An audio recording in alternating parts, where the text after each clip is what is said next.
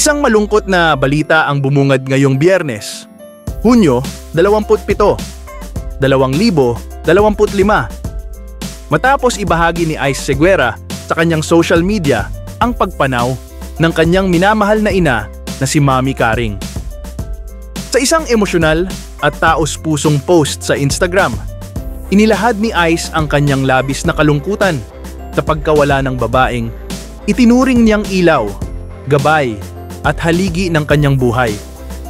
Makikita sa larawan si Ice, kasama ang kapatid at si Lisa Dino, nayakap si Mommy Karing noong ito'y nabubuhay pa. Ayon kay Ice, si Mommy Karing ay hindi lamang isang ina, kundi pinakamalaking taga-suporta at tagapagtanggol niya, mula pagkabata hanggang sa kasalukuyan. Lagi raw itong naroroon sa bawat concert, bawat palabas, at bawat tagumpay na kanyang narating. Kahit matanda na sila, hindi raw nagkulang si Mommy Karing sa pagpaparamdam ng pagmamahal. Mula sa pagpapadala ng paboritong pagkain, hanggang sa pag-alalay kapag siya'y may sakit. She supported me not just as an artist, but as her child. She was my fiercest protector. She accepted me and embraced me for who I am, especially who I am not. Dagdag pa ni Ice, this morning, at 7:54 a.m., our family said goodbye to the most amazing woman I've ever known. My mom, Mommy Karing. Mama lived a full and beautiful life. She was strong, kind, funny in her own quiet way, and always there. Mula bata pa ako hanggang ngayon, she never left my side. Every show, every gig, every milestone, she was there. She was always present. Papadalhan ako ng mga paborito kong pagkain. Masahe kapag masakit ang ulo ko. She made sure she was there kahit may sarili na kaming mga buhay. Walang palya.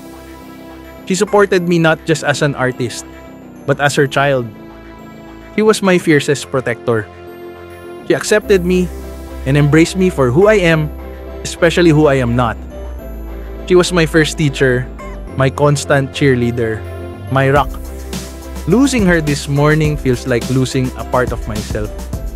Pero promise ko sa iyo, di ba mama, brave ako.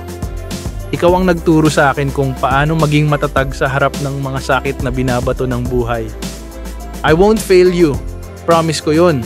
She is survived by me and my brother, Juan Carlos Miguel. We will be sharing details of her wake later today. Right now, I just want to ask for your prayers and your love for our family. And most of all, for my beloved mama. Salamat po sa lahat ng nakasama namin sa buhay niya. Salamat sa lahat ng nagmahal at tinuturing din siyang nanay. You all made her very happy. We'll miss you forever, mama. Pero magkasama na kayo ni daddy, and that gives me comfort. Mahal na mahal kita, mama ko. Ang buong mensahe ni Ice. Pumanaw si Mommy Karing sa edad na 84. Bagamt hindi na idinitalya pa ni Ice ang naging sanhi ng pagkamatay nito, pero ayon sa ilang ulat, dulot na rin ito ng mga komplikasyon sa kanyang mga karamdaman, dulot na rin ng kanyang edad. Matatandaan, noong nakaraang taon nang humingi ng panalangin si Ice para sa kalusugan ng kanyang ina sa kaarawan nito.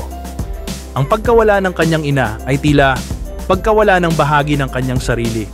Ngunit pinanghahawakan niya ang pangako sa kanyang mama, ang maging matatag at huwag bibitiw.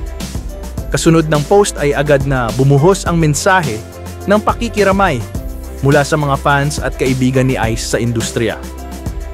Ilan sa mga personalidad na nagpaabot ng kanilang pakikidalamhati ay nagsabing ramdam nila ang pagmamahalan nilang mag-ina at saludo sila sa tibay ni Ice bilang anak. Ang pagpanaw ni Mommy Karing ay isang malaking pagkawala hindi lang kay Ice kundi sa lahat ng nakakilala at nagmahal sa kanya. Isa siyang huwarang ina na buong buhay na inilaan ang sarili para sa kanyang mga anak. Ngayon, magkasama na silang muli ng yumaong ama ni Ice. At ito ang nagbibigay ng kaunting ginhawa sa puso ng pamilyang naiwan. Mahal na mahal ka ni Ice, Mommy Karing.